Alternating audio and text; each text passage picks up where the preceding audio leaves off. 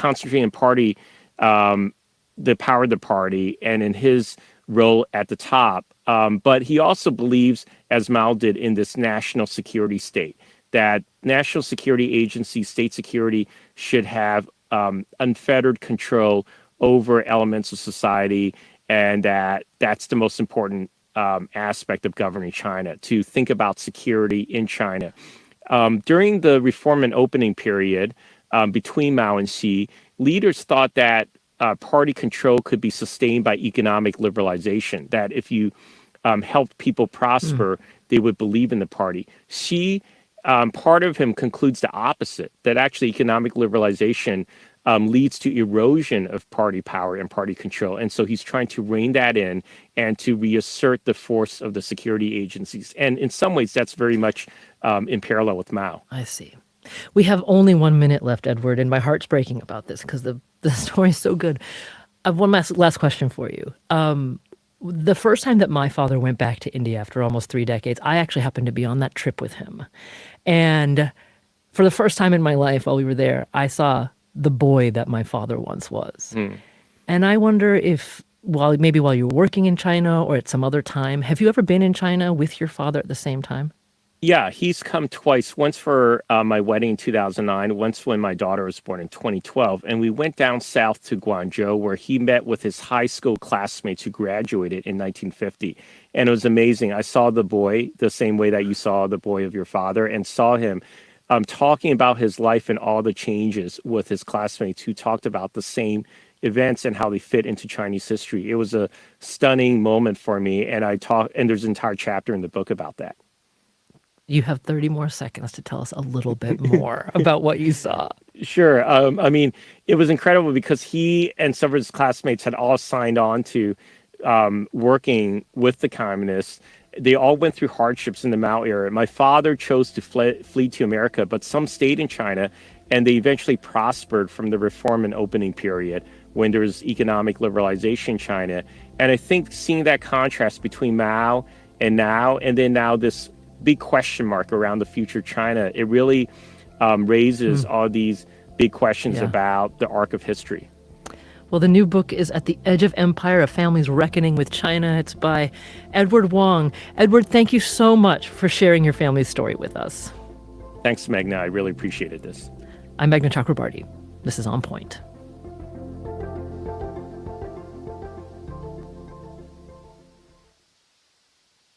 On Point is a production of WBUR Boston and is distributed by APM, American Public Media.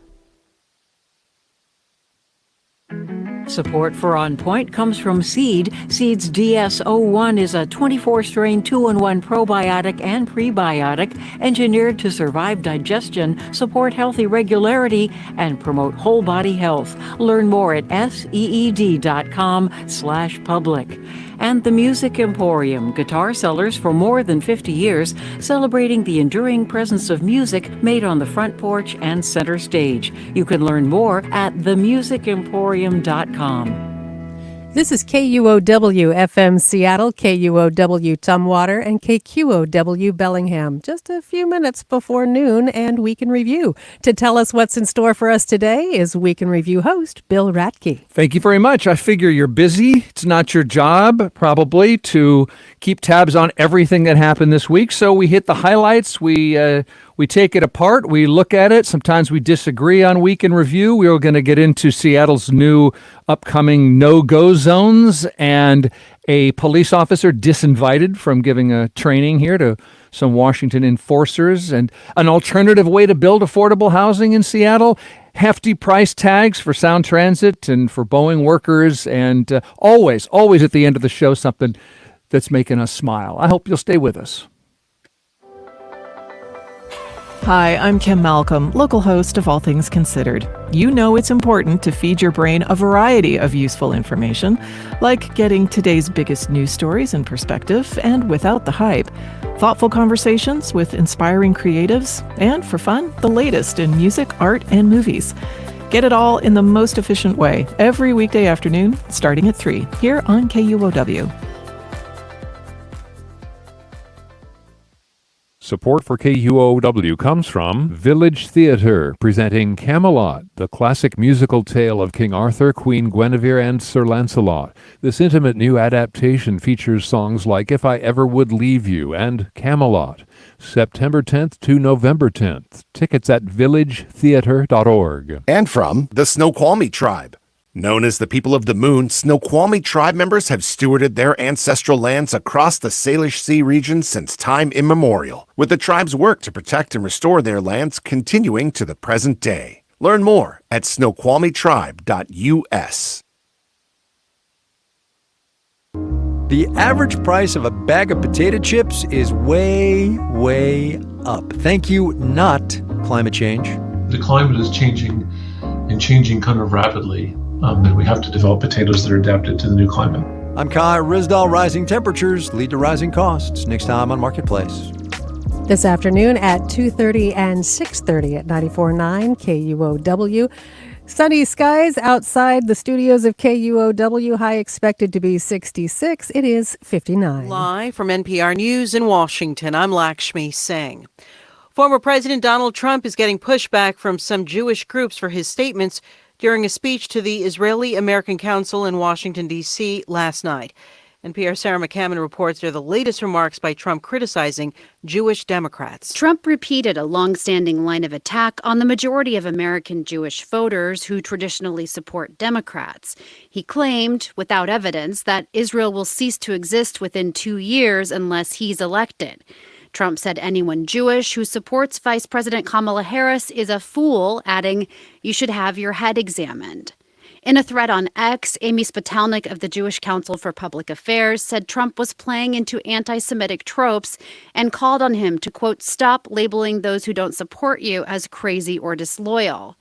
The Anti-Defamation League's Jonathan Greenblatt said in a statement that Trump's remarks will further alienate Jews facing anti-Semitism from across the political spectrum and warned the comments could, quote, "further inflame an already bad situation." Sarah McCammon, NPR News, Washington. Vice President Harris campaigns today in the swing state of Georgia. She'll address the abortion-related deaths of 2 women. Harris is also expected to link the fatalities and abortion restrictions in other states to former President Trump. Last night, Harris joined media mogul Oprah Winfrey for a virtual event that touched on Harris's stance on gun control, noting that she herself owns a gun. I thought it was so powerful at the convention when you said you have guns. No, at the debate. I'm a gun owner. Tim Walz is a gun. I did not know that. If somebody breaks in my house, they're getting shot. Yes. I hear that. Probably should not have said that. The event was live streamed from Michigan. The shuttered 3 Mile Island nuclear plant in central Pennsylvania could be getting a new life. For member station WITF, Tim Lambert reports the facility was the site of the nation's worst commercial nuclear power accident in 1979. Owner Constellation Energy has reached a deal with Microsoft to purchase the power generated over 2 decades to supply its data centers with carbon-free energy. The tech giant says buying the power will help it meet its commitment to be carbon negative by 2030. The move comes 5 years after the plant was closed because it was losing money. Constellation says it hopes to bring the Unit 1 reactor online in 2028 and pursue a license renewal from regulators to extend the plant's operation to at least 2054. The Unit 2 reactor was destroyed in the nuclear accident more than 45 years ago, leaving the plant's Unit 1 as the only functioning reactor. For NPR News, I'm Tim Lambert in Harrisburg, Pennsylvania. From Washington, this is NPR News. This is KUOW News. I'm Kevin Kniested in Seattle. Voters will face 2 competing social housing measures in a special Seattle election next February. The City Council made the decision Thursday. KUOW's Joshua McNichols has more. The first ballot measure is the version social housing backers want. It creates a new tax on companies for every employee earning over $1 million a year and sends the proceeds to the publicly owned developer. Then there's the City Council's alternative ballot measure. Rather than the new tax, it dips into the existing Jumpstart tax and wouldn't raise nearly as much money. Councilmember Maritza Rivera sponsored the second measure. It won't give a blank check to yet another new agency that does not have the experience creating housing. The measure would also prevent renters with higher than average incomes from living in that housing. Social housing works by renting to people with a variety of incomes. The wealthier residents subsidize the poorer ones. With the wealthier renters gone, social housing backers say the council's measure would doom social housing to failure. Joshua McNichols, KUOW News. The U.S. Forest Service is cutting back, and visitors to Northwest National Forest could start seeing the results of those cuts by next summer. Agency leaders say no matter who's elected president in November, they expect finances to be tight next fiscal year. They told employees this week they won't be hiring seasonal workers next summer, except for people who help fight fires. In typical summer, more than 1,000 people find seasonal work in Washington and Oregon National Forests. Mary Pletcher-Rice is a deputy chief with the U.S. Forest Service. The hiring controls we're putting in place are designed to target our most critical hiring needs while ensuring that we are focused on funding and paying for our current employees. The Forest Service has withdrawn some permanent job offers, and it's changing how it fills critical year-round openings. This is KUOW News. Support for NPR comes from NPR stations. Other contributors include Progressive Insurance with Snapshot, which monitors safe driving habits to determine a personalized rate at progressive.com. Not available in California or from all agents. This is NPR. Welcome to Friday. Welcome to KUOW's Week in Review. Hi, I'm Bill Radke. I'm your host for this hour where we talk about what happened this week, look at it from different points of view, and maybe figure out something about what it all meant. And my guests, I want to first introduce my panelist, Gabriel Spitzer, independent journalist. And Gabriel, welcome. Thanks for coming. Thanks, Bill. It's good to be here. Some of our listeners will know your work on public radio. Oh, yeah. I've been knocking around for a while. I was at KPLU, KNKX for a number of years. Yeah. I've been at NPR for the last couple of years and helping out around here at KUOW currently. So if the voice sounds familiar, that's a good sign, at least in my book. Sound Effect, excellent show on KPLU, KNKX. And your old program, Clever Apes, was one of my favoriteest show titles. Thank you. You know, we're really hit or miss in public radio when it comes to naming shows. So, I'll take the win. I identify as a clever ape. So, and I think some of the cleverest apes are with us right now, also on our panel. Former Washington State Attorney General Rob McKenna, cleverer than most apes. AKA Bongo. Good to see you again. PubliCola co-founder and publisher Erica Barnett. Hi, Erica. It's great to be here. Great to have you here. Thanks, everybody, for joining. So let's start with our first topic of the week. On the last week, we were talking about these the idea of no-go zones, places in Seattle where you won't be allowed to set foot if you've been not only convicted of, even just accused of crimes that the government associates with drug use or prostitution. These no-go zones are on the way because this week the City Council signed off on the so-called soda and soap zones. That's soda, stay out of drug areas, and soap, stay out of areas of prostitution. And Mayor Harrell has indicated he will sign those bills. Now, the measures do not include money for services to help lawbreakers change their lives, which is a big problem, according to the only no vote on the council, Tammy Morales, who says these laws just revive an old, failed idea. And while these bills may scratch an itch to feel like council is doing something to address public safety, to claim that these laws will address any of these problems is dangerous, and it is the epitome of performative. Performative. That, of course, turning a... Ouch. Something that Morales and her former colleagues on the old city council were accused of. But just because these laws won't solve everything doesn't mean they're a bad idea, according to Seattle City Attorney Ann Davison. I agree that we need to have services, and that needs to be what they do as money appropriators when they go through the budget process.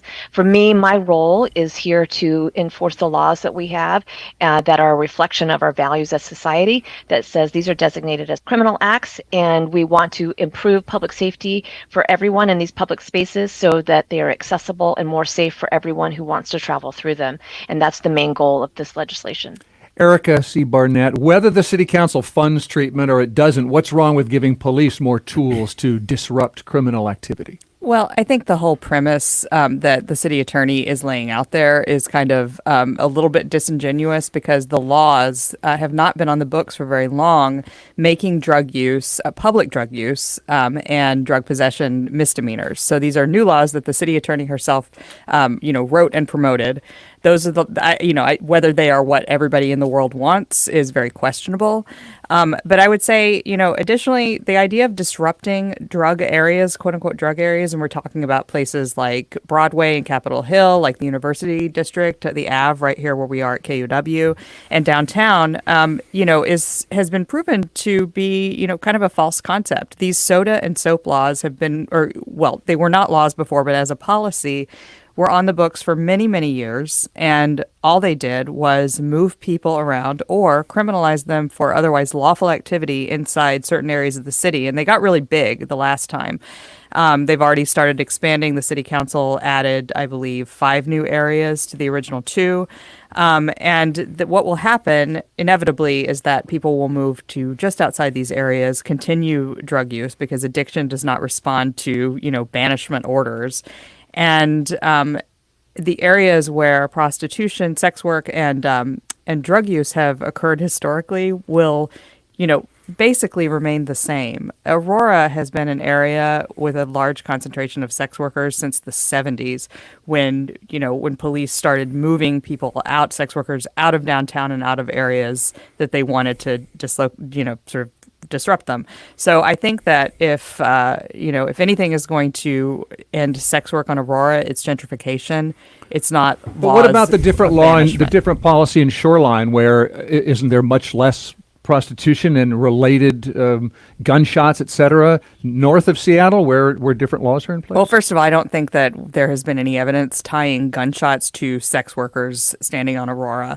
And second, KUOW, your own reporter Amy Radel did a great story about this and talked about the tens of millions of dollars that they invested in street improvements to make the streets more hospitable, through street design. And this is one of the things that the city auditor in Seattle also recommended for disrupting, and for sort of improving the streetscape, getting eyes on the street. And that's what happened in Shoreline. And that is a large factor in improving the situation there. But again, I mean, you're not going to end prostitution. You're not going to end drug use and addiction. And especially, you're not going to address it without adding funds. And we're looking at a $250 million budget deficit. So that's very unlikely. Yeah, that makes a lot of sense to me. And I wonder about the logistics of some of the enforcement of these new misdemeanors, in particular in the stay out of areas of prostitution zones, for example. It revives this prostitution loitering crime, which means that somebody who is hanging out waiting for either to sell or buy sex can be booked on this charge. Now, the stated goal is to target sex buyers with this, the demand side, rather than sex workers. I just have a hard time understanding how that looks in real life. I mean, aren't these guys in cars?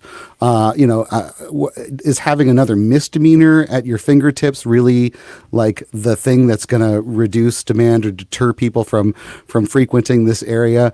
How, with those tools that they have resurrected, how does that sort of add up to really targeting the demand side of sex work? It's just hard for me to picture, and maybe there are some really good reasons behind it in terms of policing. I just haven't heard it yet. It would be great to have a prosecutor and former state attorney general at this point. If only. Rob McKenna? Look, these are not new ideas, as Gabriel and Erica noted.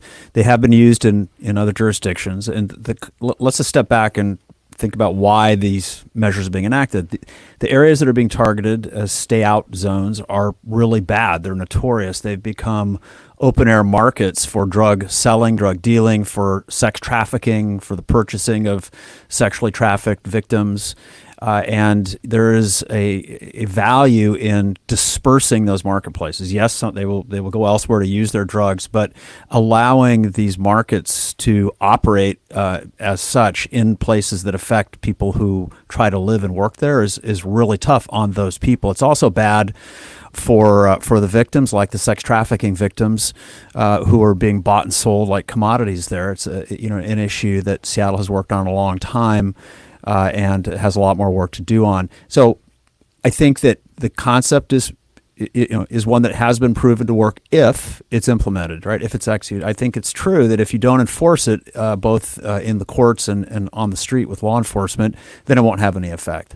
But if it is enforced, it sends a clear signal that we're not going to tolerate a marketplace for sex trafficking victims and a marketplace to buy and sell drugs, as we've seen in Seattle and in other major cities like San Francisco. I mean, I will say that it has been enforced in the past. The city does frequent sort of stings in areas. And in 2015, I believe, there was a 9.5 block strategy.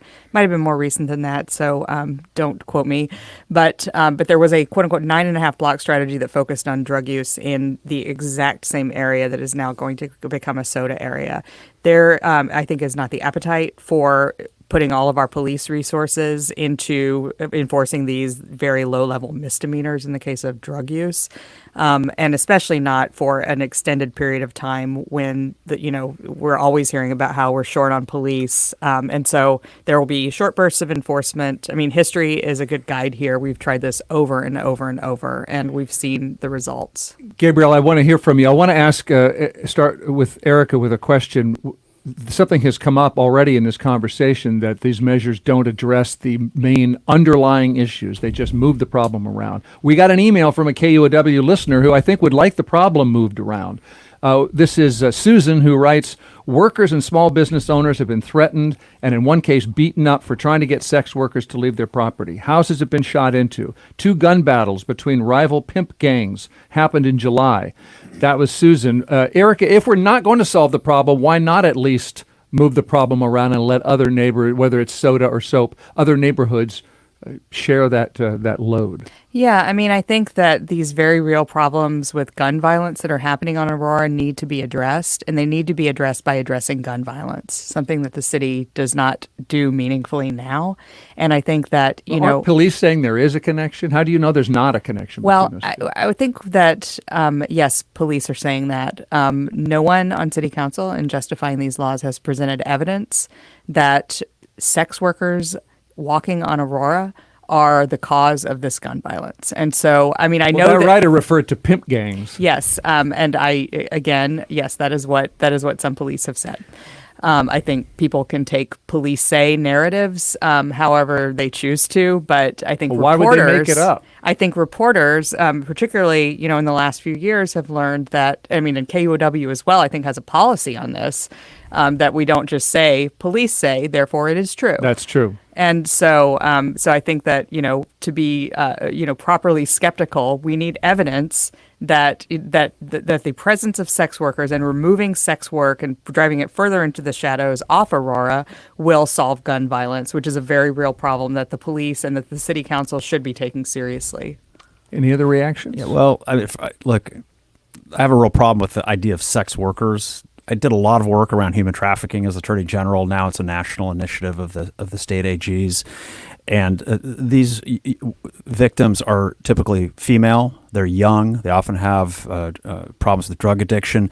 They're being mercilessly exploited by their pimps who are making a lot of money by trafficking them, and who are, according to some accounts anyway, are shooting at each other to try to maintain their turf. Second point I want to make is that when you disperse people, even if they do spread out to other areas, you're sending an important signal that we're not going to allow the concentration of the activity, which inevitably socializes it and is like, oh, I guess it's okay because they let it happen there. So not only is it bad for people who live and work near areas that are affected by drugs and by sex trafficking, it's very bad for the community as a whole, because not doing something about it sends a signal that, well, it must be okay, at least in these places, and it really isn't.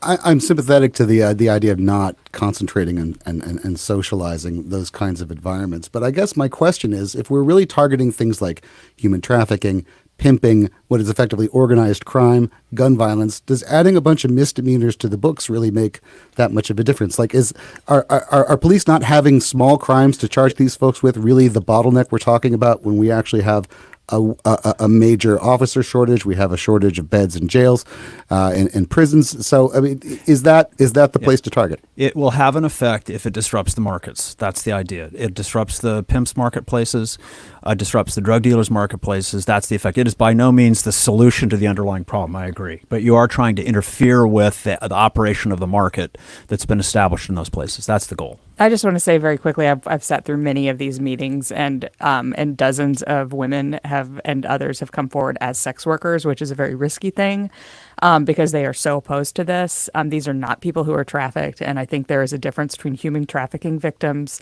which obviously do exist, and sex workers who are saying through their own lived experience, this is how it's going to affect me, and showing up, at meeting after meeting. And, I just fundamentally disagree with this idea that all sex workers are being trafficked. It is not true.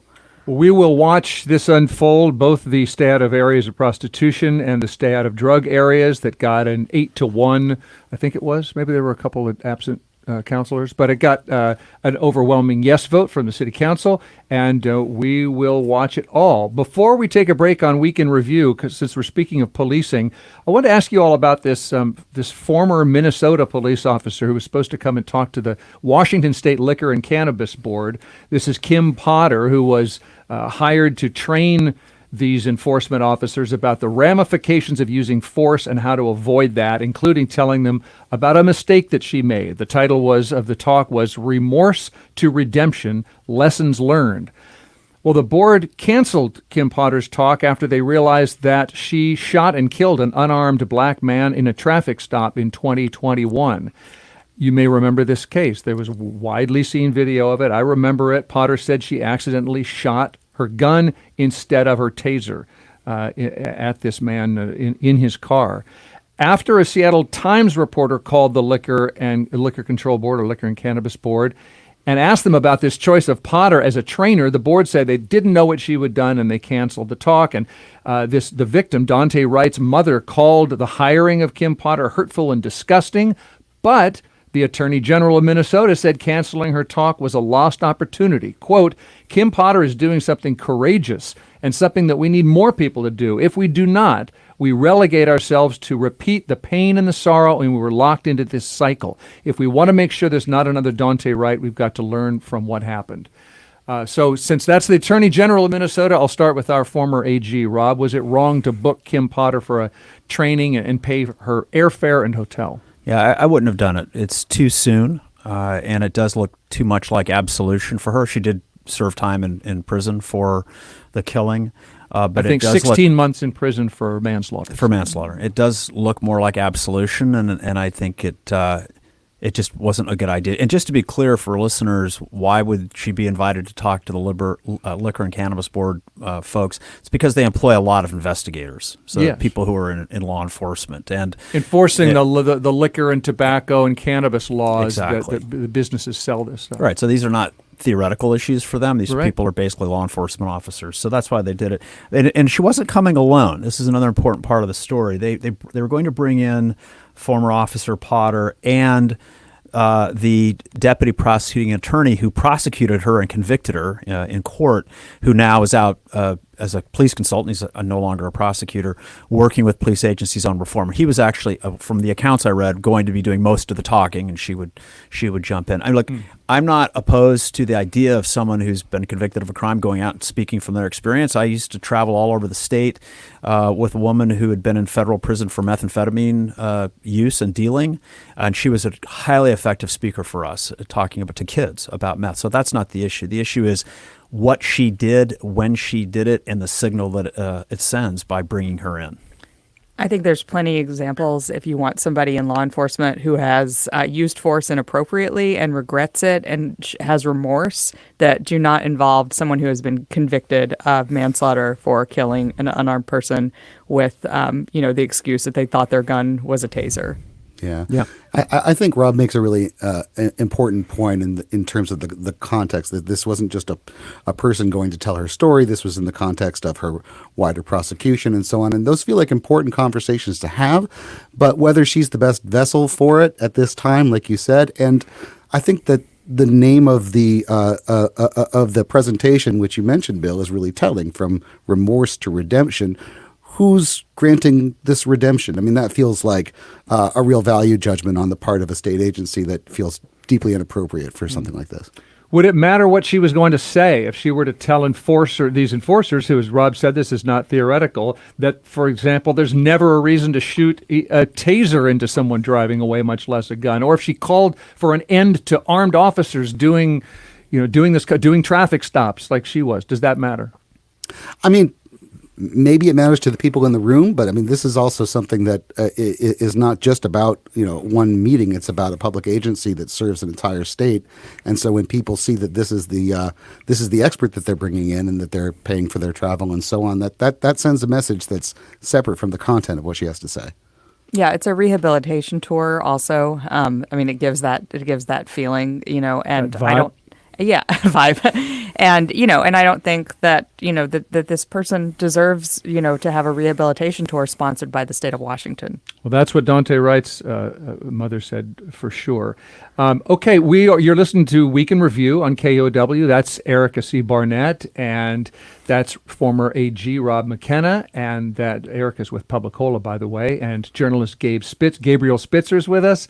I'm Bill Radke. Did I mention we are live streaming? You could be watching the show if you want to. Just go to YouTube and search KUOW, and you can get Gabriel waving at you. That's worth it. And we're going to take a short break, and we'll come right back and discuss more of what happened this week and what it means. Stay tuned. Support for KUOW's car donation program comes from local Kia dealers, offering the new K5, a sports sedan with an available 290 horsepower, turbocharged GT trim that goes from 0 to 60 in 5.4 seconds. More at kia.com. Support for KUOW comes from Third Place Books. Neil Stevenson discusses his new book, Polo Stand, the first in a new science fiction series, Tuesday, October 15th at 7 p.m. Tickets available now at thirdplacebooks.com. Hey, food and drink writer Ton Vin here. Have you been meaning to try a new recipe or restaurant, but not sure where to start? The Seattle Eats podcast is here to help. From KUOW and the Seattle Times. I'll be your guide for what to cook and how to eat. From acclaimed restaurants to strip mall gems across the Puget Sound. Listen to Seattle Eats on the KUOW app or wherever you get podcasts. You're listening to Week in Review on KUOW. I'm Bill Radke. As I said, I'm here.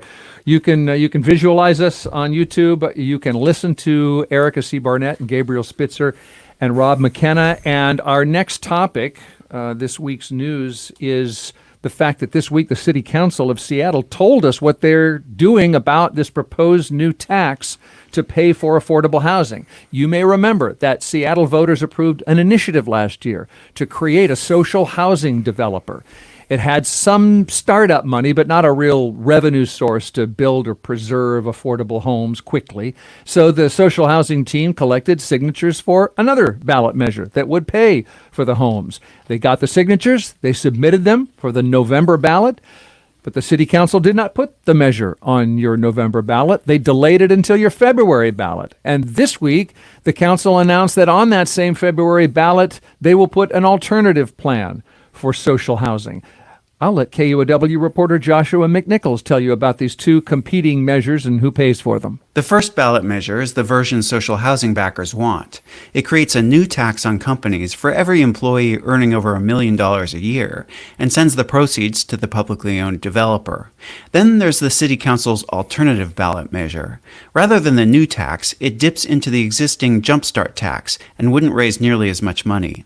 Councilmember Maritza Rivera sponsored the second measure. It won't give a blank check to yet another new agency that does not have the experience creating housing. The measure would also prevent renters with higher than average incomes from living in that housing. Social housing works by renting to people with a variety of incomes. The wealthier residents subsidize the poorer ones. With the wealthier renters gone, social housing backers say the council's measure would doom social housing to failure. Thank you, Joshua. Okay, so in some ways, this is normal democracy. We got two housing measures, and we'll have a campaign. We'll debate the pros and cons. Is it normal, or does anyone here think the city council did something wrong? I mean, something wrong would be a stretch. Untoward. They have every right to do this. Right. It is somewhat unusual for them to, effectively put a measure on the ballot that does not do what social housing actually is. It is creating standard issue affordable housing, which, they would charge the social housing developer with building. Would you explain, Erica, because you're good at this, what we mean by social housing? Sure. In this case, I actually think Josh explained it really well. It's the idea is that the higher income renters would subsidize the rent of the lower income renters, and also you would have mixed income communities as opposed to sort of segregated affordable housing communities where everybody is below the average income. And so that conceptually it's just a completely different thing. The council is saying we'll give you $10 million a year, which is a fifth of what the social housing proponents say that they would have raised or would raise with their initiative, and you have to build traditional affordable housing. So there is no way that the original model will work. I mean, I think that is not really in debate. I mean, nobody is suggesting, as far as I know, that 80% affordable housing for 80% median income is going to be enough to subsidize, people making no income or very low income. So it's a completely different concept, and it's the same old concept that we always use. There's nothing wrong with it, but social housing was supposed to be something different. Yeah. I was wondering if you could say a little bit more about the economics of it. I mean, to what extent do those wealthier, or really, these are middle income earners, actually generate enough? 80 to 120%. So if those are single households, that's an individual making between $84,000 and $126,000 a year. Right. So 80 to 120% of the median income in our community. So these are middle income folks. How much money can they really generate to subsidize the lower income residents who might live there? Is it significant, to really be thinking about this as a different paradigm? Yeah, I mean, according to the pro forma that they have created, and I am not, I have not read all of the, economics of this, so I can't say, yes, this will definitely work. But I think people making, what did you say it was, $130,000 something a year? 126 would be 120% of the average median income. So, yeah, so people making that much money, subsidizing people who are making, maybe 100,000, maybe 80,000, maybe 30,000, the math that they have done suggests that it will be enough to subsidize the rents. Now, to be clear, this is not enough to subsidize the construction, which is very, very expensive. And so that's why they proposed this tax, which was, the plan all along was, because you can't have two subjects on a single ballot measure, was to do one ballot measure and then another one with the money. So we're talking about subsidizing rents, not subsidizing the construction of, housing that just keeps getting more and more expensive to build.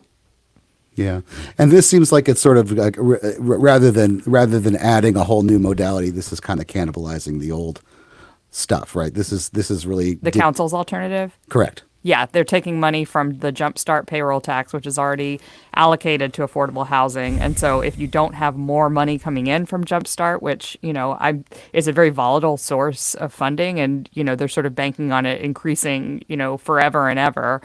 If you don't have additional funding, then it does take money away from existing affordable housing projects. And that's why Plymouth Housing opposes it. That's why the Low Income Housing Institute opposes it, because they're afraid that it's going to cannibalize what they do. Well, I can tell you about groups who feel the opposite, but I want to hear from Rob McKenna. I was just curious once upon a time, cities would try to incent the creation of a mix of housing along the lines Erica suggested by providing density bonuses, height bonuses, et cetera, to developers. Now, the developer then had to make it pencil, but they would be required to set aside a certain number of units in the housing they were constructing for permanent lower income housing, which meant that in effect, those units were being subsidized by the more expensive units. I never really tracked it to see how successful or not successful that was, but that was something that was more on the carrot side than the stick side at one point in urban history.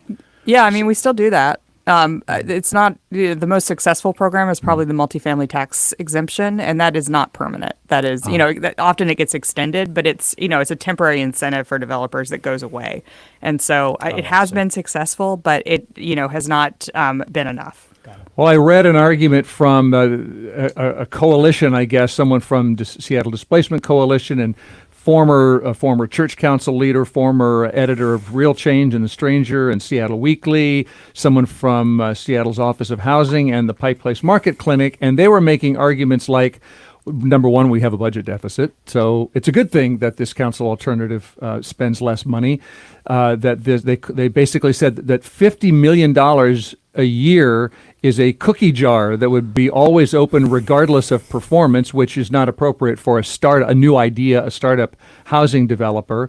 And they also made the argument that people making $84,000 to $126,000 a year don't need the help, the government housing, and that money could go toward coming up with more units for low-income and homeless people. Well, I mean, the people you cited are folks who are anti-development, and particularly the Displacement Coalition, it does not believe in, building new housing. They want to prevent displacement of existing housing. The people making 120% would be paying a third of their income essentially in rent. And so that is market rate. I mean, so they are not really, they could go out and get units on the regular market at that rate. So there's not a subsidy there. They're paying what the units are worth in order to subsidize the lower income people. So I just find that whole argument. But you said it won't cover the construction, which is very expensive. Well, no, and there was never any proposal for it to cover the construction. I will say, we're talking about construction, but the majority of these units, I think 1,400 out of 2,000 would be purchasing existing units. So we're not talking about tearing anything down and building something else. It's purchasing market rate housing and making it include affordable units. So one of their other arguments was that then this social housing developer, buys and renovates buildings, and then tenants have to move out, and some of those units are taken by people who make $100,000 a year, and that we don't need that. Yeah, that was the argument against all of the Hope 6 projects that they didn't like back in the 90s, 2000s. That's a federal program that, redeveloped Yesler Terrace, for example, and, Holly Park and a lot of the Seattle Housing Authority properties. They opposed that too. And, I think that if we had not gone that way, we would have a lot of crumbling properties right now that, were in bad condition already that would just be getting in worse and worse condition, and no new housing. I mean, we have to build new housing as a society. We can't just have the same old buildings and tell people to live in them forever. I do not have a spokesperson for the Yes on the Council alternative. We come together and on Week in Review, and who shows up? That's our conversation. So this is a great conversation, and it's just a beginning, and I commend you to further KUOW coverage of these initiatives these measures that will be on your February ballot. But again, before we take a break, since we're talking about housing, I want to bring up something on those lines. Spokane, Washington's getting sued over its anti-camping laws for people who don't have housing. You'll remember the U.S. Supreme Court ruled recently cities can enforce their outdoor sleeping bans even if there aren't enough shelter beds that people are willing to use. And Rob, I think this is the first legal challenge since that Supreme Court ruling. Why is the ACLU suing Spokane for enforcing its ban?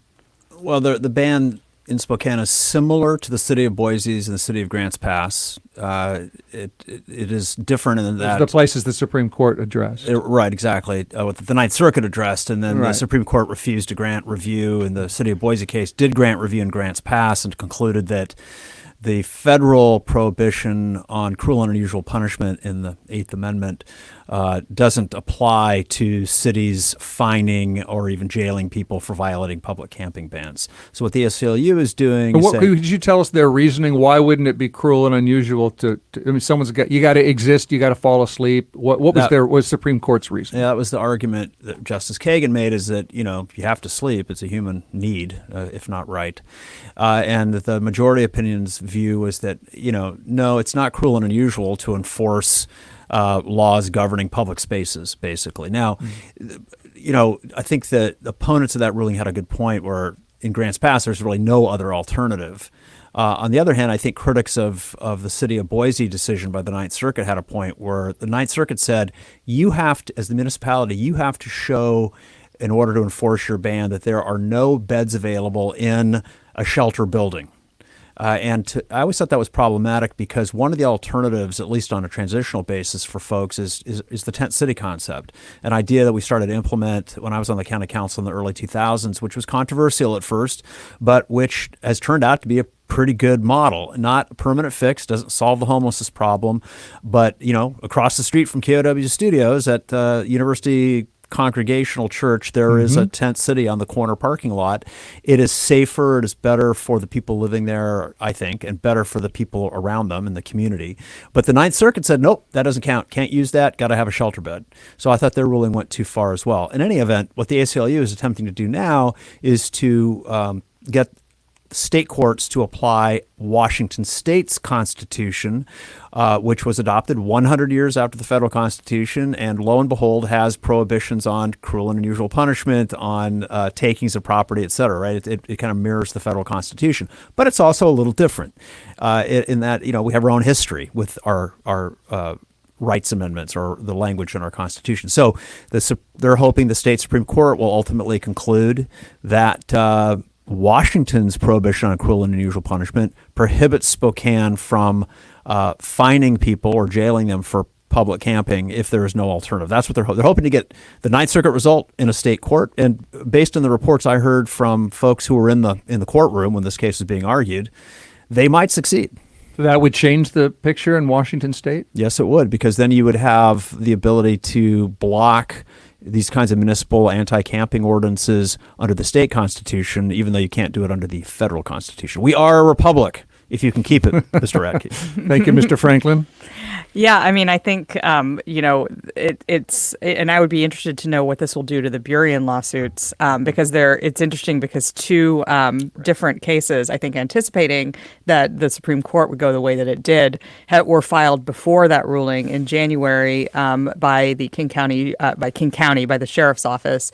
And I could be getting these backwards, actually, in January by the Seattle-King County Coalition on Homelessness, and three homeless individuals, and in March by the King County Sheriff's Office, basically saying that this violates the cruel punishment standard, and also some other provisions that are in the state constitution about sort of not allowing people to be in places and have freedom of movement. So they're being challenged on other grounds as well.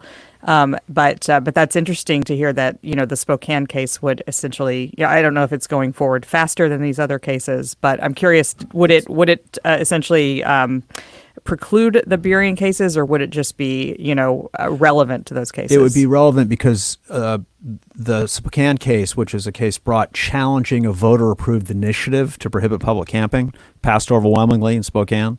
If the Supreme Court struck it down as being unconstitutional, that would be a binding precedent on the Superior Court that's hearing the Burien case, and the Intermediate Court of Appeals as well. Oh, and who will win? Again, the signals I'm hearing were given out by the bench, by the Supreme Court justices, is that the ACLU might win.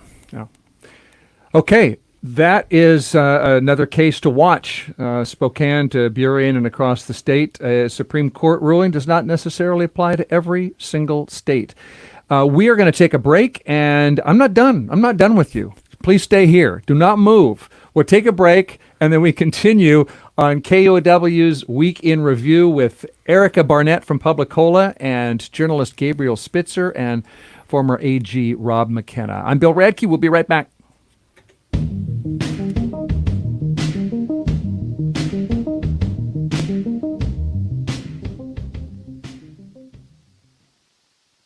Support for KUOW comes from Archbright, offering virtual and in-person management training on coaching, communication, delegation, and collaboration. Available for individual enrollment or as private team trainings. Details at archbright.com. And from Horizon House, independent living for adults 62 plus on Seattle's First Hill. With over 60 interests and social groups in the arts, civic affairs, gardening, and more, there are opportunities to share passions and find friendship. Learn more at horizonhouse.org. Hey, my name's Claire McGrain, and I'm a producer for Seattle Now, KUOW's local news podcast. Every weekday morning at 6, our team of journalists and producers share the most impactful stories affecting our region, all in under 15 minutes. Learn something new and connect with our city by searching for Seattle Now wherever you get your podcasts. Yes, that's us. You're seeing if you're watching our live stream on YouTube. Otherwise, you're listening to KUOW's Week in Review with independent journalist Gabriel Spitzer, former Washington State Attorney General Rob McKenna, and PubliCola co-founder and publisher Erica Barnett. I'm Bill Radke, and this week a Sound Transit executive told the Seattle Times that the plan for running light rail to West Seattle would cost between $6.7 and $7.1 billion. The Seattle Times describes that as, quote, far beyond what is affordable in Sound Transit's current financial plan. When voters approved it 8 years ago, that West Seattle estimate was $2.3 billion. The head of a Sound Transit board, King County Executive Dow Constantine, said the agency should still build this light rail extension, find ways to raise money and cut costs. Quote, the worst thing we could do right now is to be paralyzed and slow the project. Delay decreases the benefit and increases the cost. Gabriel, is there any dollar figure at which Sound Transit would say, okay, this project should be paralyzed? It is too much. Well, not if I have anything to say about it. Okay. I mean, I was shocked. My eyes bugged out when I saw that number, and I'm sure Dow Constantine's eyes bugged out too. I was kind of impressed in a way, I guess, at how Executive Constantine sought to hold the line, just because it would be the easiest thing in the world to do for an elected official to just sort of say, well, we need to back off of this and take this. It helps, of course, that Executive Constantine is a fellow West Seattle resident. Should that help? Well, it helps me. It does make me You're really transparent about your bias, and I respect that. Oh, yeah. No, I'm not a journalist for this part. Right. I think this adds to my growing skepticism that the thing's ever going to happen, which sort of makes me sad, and also just makes me wonder. I mean, we should say a little bit about why the price tag has ballooned so much. It's not just that they're adding bells and whistles or they're making gold-plated trains. Mm-hmm. It's that, number one, that first estimate was a really basic per-mile estimate, did not do a quote-unquote ground-up analysis of what it would cost to actually build, stabilize, etc. That sounds like an unhelpful analysis. Voters maybe wanted to know more information than they got. Yeah, maybe next time you should bring that up. But I also think it reminds me a little bit of like just, the cost of waiting when you think about, for example, the real estate market, the housing market, and so on. Things that seemed eye-poppingly expensive 10 years ago now sound kind of quaint. And I wonder, if you waited thinking, well, I'm going to let this housing bubble sort of slow down, then you would be really out of luck. I wonder if folks are going to feel the same way 10 years from now if they wait to build light rail. So, it's tricky. There has to be some ceiling, right, on how much this is worth, how much is worth spending on an expected 26,000 daily riders.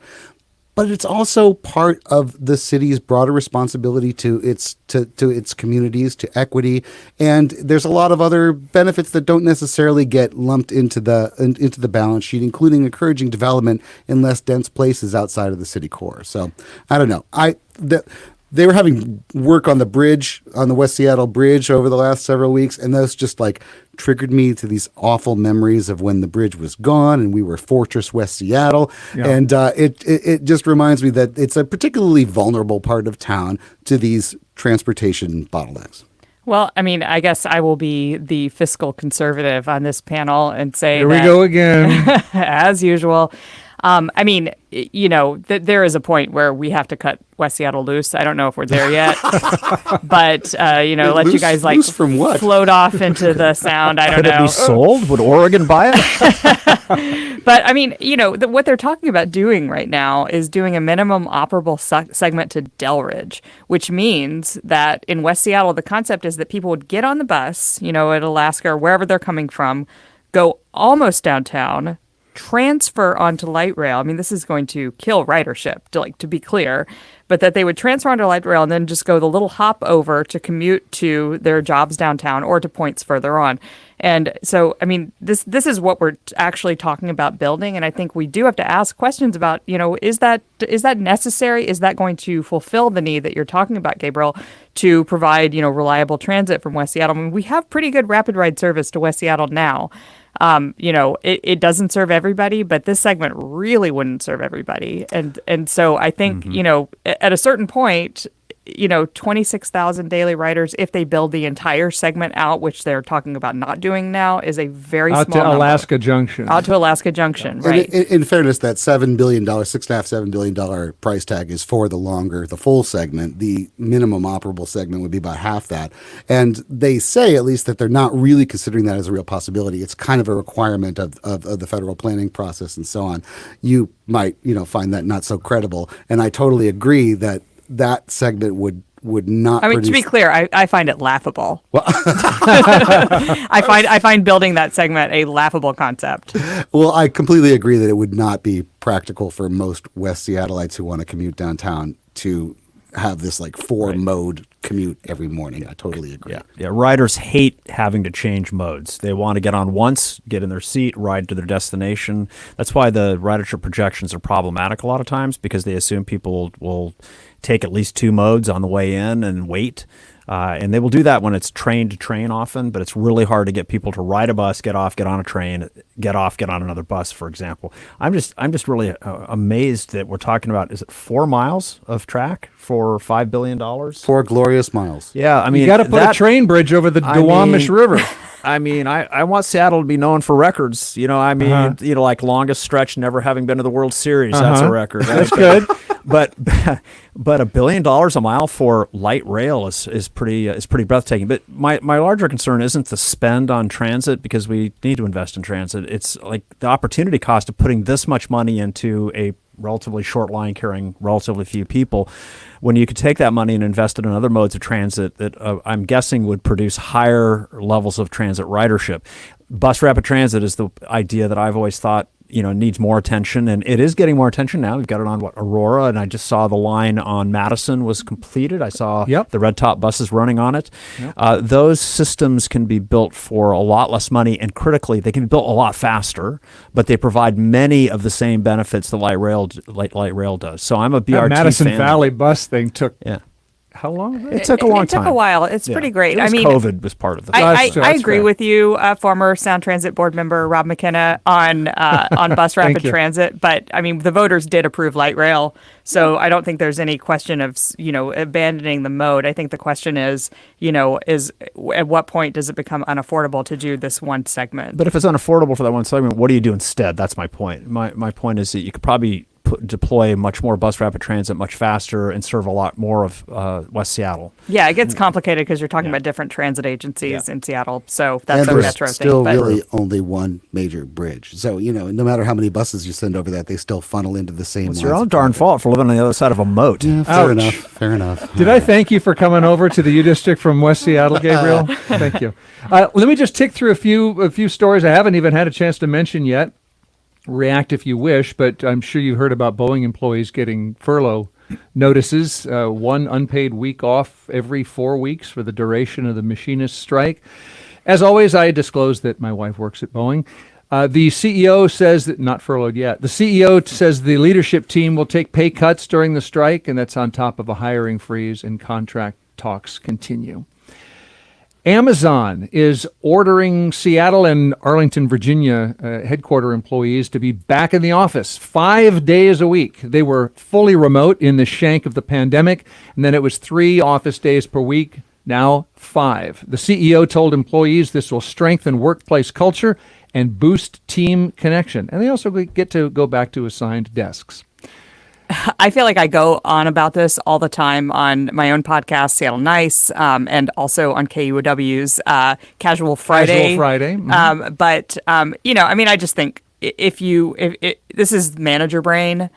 It's management thinking that if they can sort of surveil employees constantly, that this will produce better work product. That's not anecdata, is it? You have actual data to back that up? Well, I mean, we have data from polls and surveys of people during the pandemic who were able to choose whether they want to go into the office or whether they want to stay at home or some combination. And people, overwhelmingly prefer to be able to choose. Employees like it. Well, a lot of employees like going in. I mean, it's not like they're forcing everybody, but there are different work styles. I personally can't stand working in a cube farm with people constantly distracting me. I would rather spend my workday working and live my life living. So Yeah, that's wouldn't we me. all? But well, let me ask others to weigh in. Yes. Well, we've been wrestling with this at my law firm and all over the country, and where we landed is a hybrid situation where we ask people to come in, 2 to 3 days a week, because it does reinforce culture, and it's important for training younger lawyers to have them in the office because they get a lot of their training informally from being around the more senior attorneys. So I think we've landed on the right spot. It's nice to not have to come in 5 days a week. And I don't think 5 days a week is necessary to achieve the culture productivity objectives you have. I'll just close by saying I hope this is I hope this doesn't catch on with every company, because it would really wreck traffic on Fridays if everyone required every company required it. But I do think that government agencies that aren't already requiring people to come in at least 3 days a week ought to be considering it, because I wonder how well that's working for them to let people be fully remote forever. And I think it turns your workers into independent contractors, because they just never really become part of the culture. I will just mention that, a few weeks ago when I started helping out around KUOW a little bit, I came into a KUOW farm for the first time in 4 years. It was absolutely refreshing. Oh my God. It was like, right. So there are people like you. Didn't realize I was that kind of person, but I found that I had more meaningful human interactions in a few weeks than I had over Zoom in a long, long time. Yeah, I think the work is better when you're in the office together. And I love it when I'm at home. I love remote work when I'm the one at home. Can't stand it when I'm in the office and having to not be able to find someone or have a human conversation when I want to. But good and bad. It sounds like it can be good and bad. Is that fair? People are different, Yes. and they don't all respond, the same way to different situations. And, if people need to concentrate, and I mean, I'm just speaking for myself as a person who writes and finds, people distracting me very annoying. You're looking at me. I mean, you are working right now, and here I am. No, this is different. This is human interaction. I like that too. Okay. But I mean, if I worked in an office, I'd probably choose to come in some days, but not all. I got more. Thank you for that. I do. I see the pros and cons. I want to make sure because sometimes we run out of time, and I'm not going to let it happen. Something that made us smile. Listeners tell us they like to hear something that made us smile this week.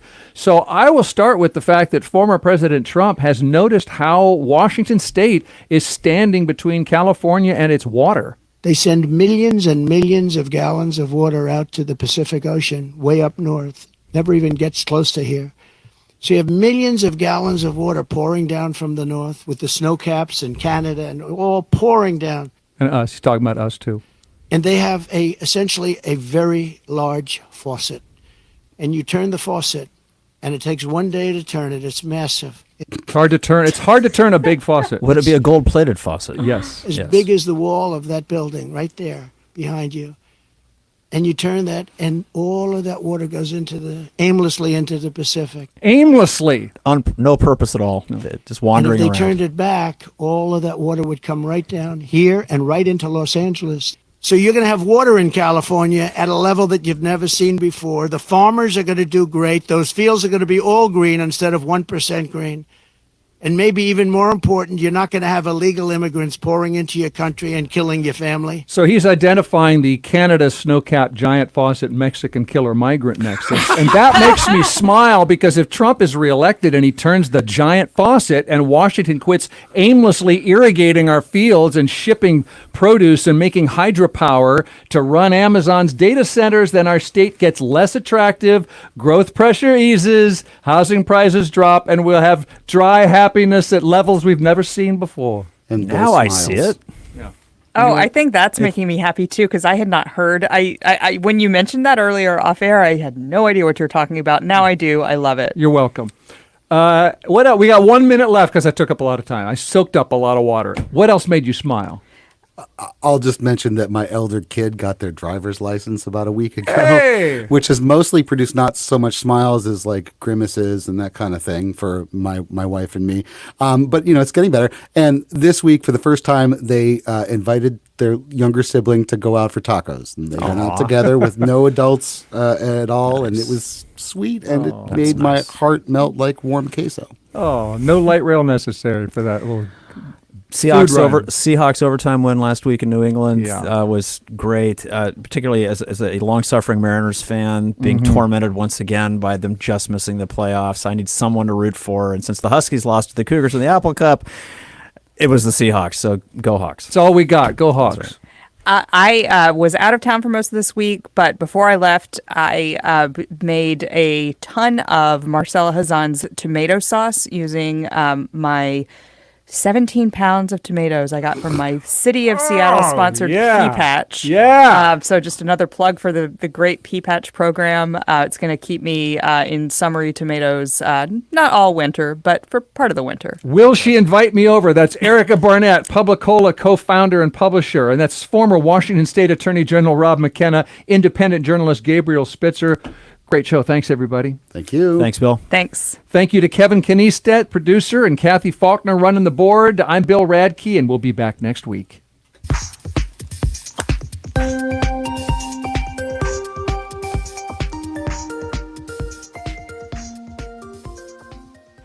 Support for KUOW comes from STG, presenting the Piano Guys at